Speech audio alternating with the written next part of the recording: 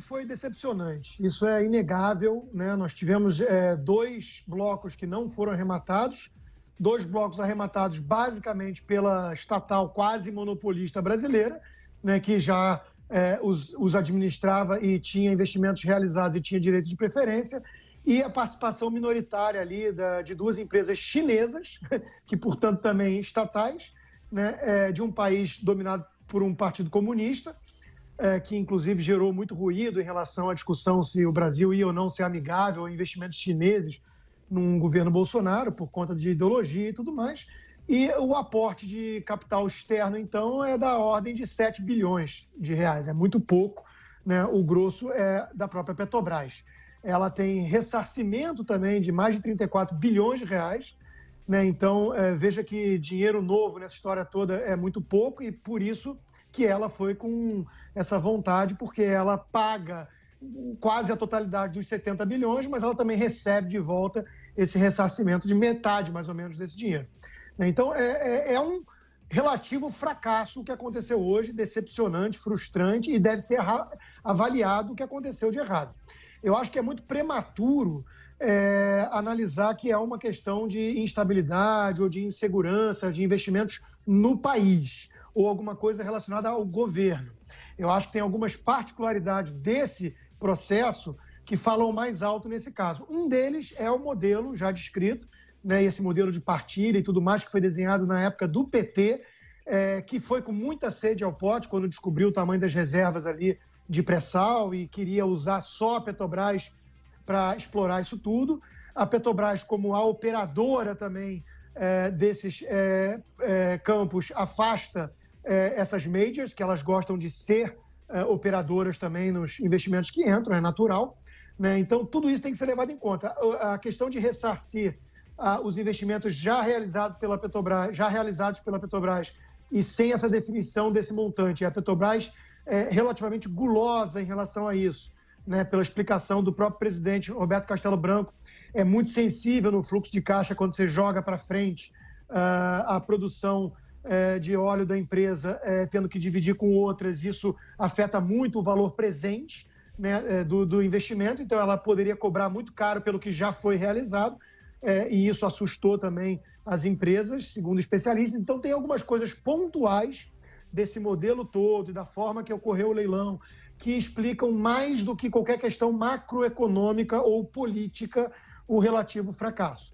Mas é inegável que foi decepcionante, né? Isso e vamos ver também como é que afeta daqui para frente a questão do Pacto Federativo, porque pode estar se tornando um padrão nesse governo, e isso é algo que tem que ser reavaliado também, vender uma expectativa muito elevada em relação a certas coisas e não entregar. Isso a gente viu no caso da OCDE, né, que a proximidade com o Trump ia fazer o Brasil meio que furar fila e depois, não, veja, não é bem assim, a gente já sabia que não ia ser assim, a Argentina veio na frente, né, e óbvio que isso foi uma decepção para a narrativa.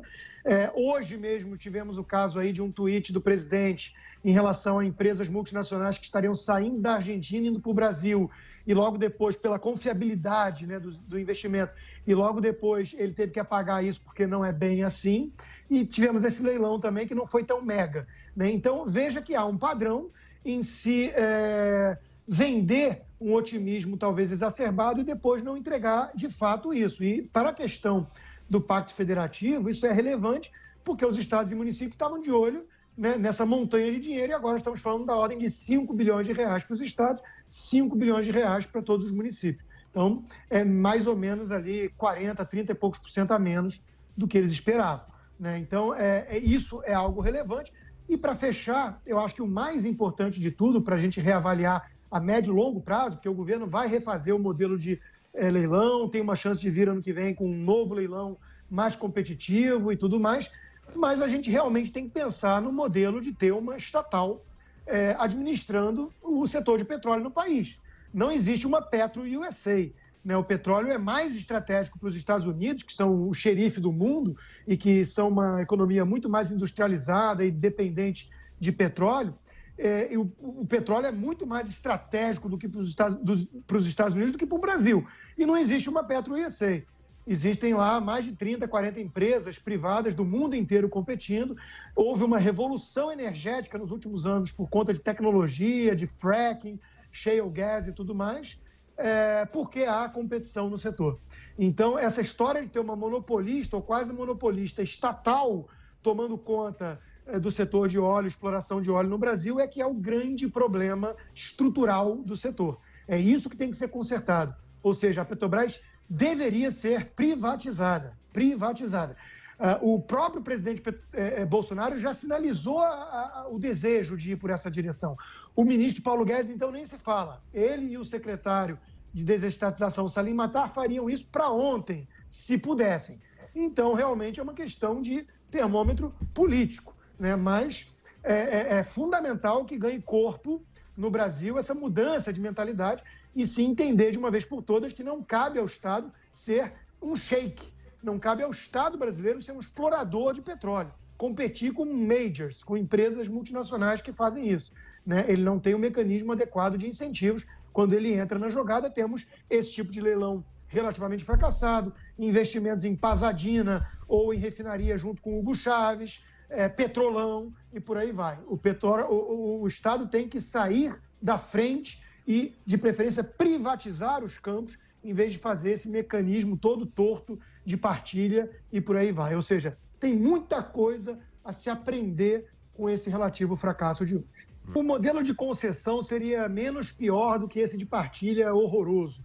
Mas concessão também não é o ideal, é privatizar a área mesmo e o petróleo, os bens minerais serem da empresa e ela dá o uso racional que ela quiser a isso.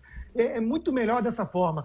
Os tucanos, eles têm uma implicância com esse modelo de privatização porque eles sempre privatizaram por extrema necessidade de caixa e nunca por convicção ideológica, né? Tanto é que o Geraldo Alckmin, todo mundo lembra, virou um outdoor ambulante de estatais na campanha que foi acusado de privatista. Eles nunca souberam defender o legado das privatizações, que foram relativamente mal feitas, com muita participação estatal. BNDES virou um capitalismo de laços ainda. Tem um livro do Sérgio Lazzarini sobre esqueci o nome dele, professor Sérgio Lazzarini sobre isso. E eu tive que escrever um livro em defesa da privatização, né? Porque tucano algum teve coragem de fazê-lo.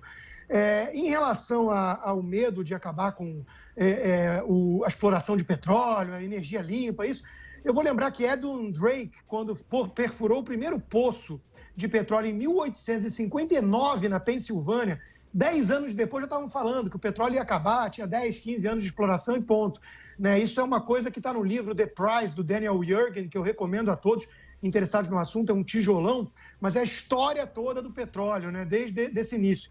E veja, não vai acabar coisa alguma, isso aí é besteira, né? O petróleo tem muitas décadas de exploração, ainda é uma energia competitiva. Essa energia limpa não é economicamente tão competitiva assim, isso é muito mais ideológico do que realista, na minha opinião. Então eu ficaria tranquilo quanto a isso. Tem a turma do Clube de Roma também, depois na década de 70, que resgatou ali a visão pessimista malthusiana e estava todo mundo errado. Então, eu não teria tanta preocupação quanto a isso. Essas empresas majors não estão investindo tantos bilhões assim à toa. É porque elas sabem que, no fundo, o petróleo está aí por muito tempo ainda, para desespero das Greta Thunberg da vida, mas para a felicidade de todo mundo que precisa de energia para sobreviver.